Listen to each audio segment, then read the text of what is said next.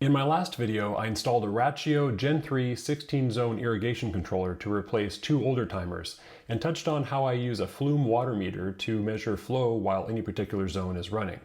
In this video, I'm going to show how I use data from Flume with a bit of calculation with my friend ChatGPT to help Rachio water multiple zones with even amounts of water. I'm working with an existing irrigation setup that was installed many years before I moved in, with multiple distinct plots of grass. Some of these plots share the same sun exposure, slope, soil, and grass species, so it makes sense to water them equally, but they are plumbed as separate zones with different types of sprinklers, nozzles, spacing, even different size valves. Long term, we plan to replace the grass with drought-tolerant succulents and rock gardens, but for now, we'd like to optimize the system we have to keep the lawns healthy with the least water possible. The first step is to measure the flow rate for a particular zone. For example, I'll use the Rachio app to turn on zone 7 and give it a minute or two for the pipes to fill and pressure to stabilize before switching over to the Flume app to see how much water is flowing.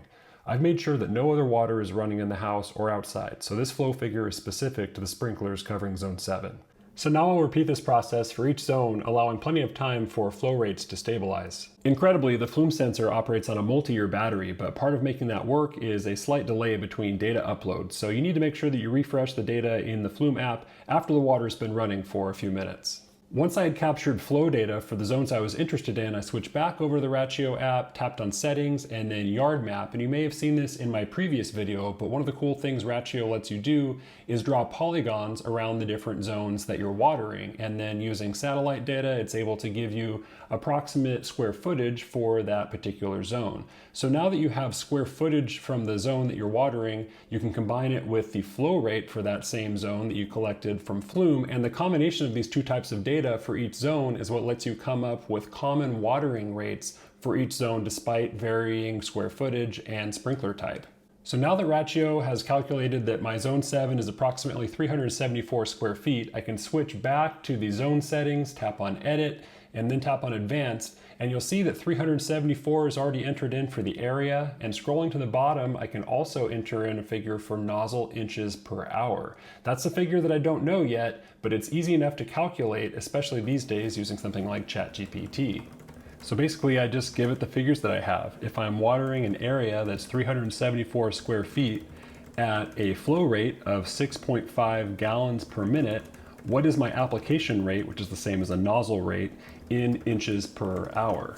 And one of the things I love most about ChatGPT, besides being able to ask free-form questions and have it magically come up with the answer, is that it actually shows its work. And that helps me validate that it did the right thing, but also that I asked the right question. So I can go through step by step and see the way that it calculated the answer, sanity check that things really make sense in terms of the units, and then I can have a little bit higher confidence that the answer is actually correct. So now I just go back into Rachio and enter that figure of 1.675 nozzle inches per hour, and that completes the configuration for this zone, zone 7.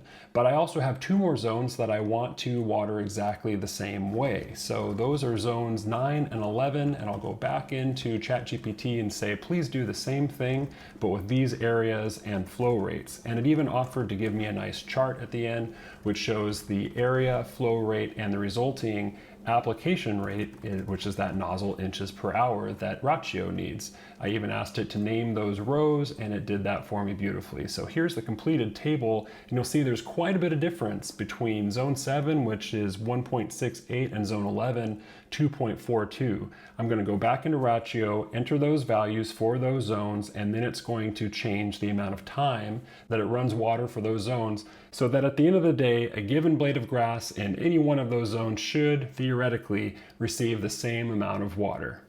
So I don't know if all this technology is going to give me any better looking grass. I think in the end there's a lot of work that has to be done in the real world to have a nice looking yard, but it seems like a step in the right direction and should at least save a little bit of water. I have to give kudos to the designers of both of these devices. I'm not affiliated with Flume nor with Rachio, but I am impressed with the devices that they've created for a smart irrigation system.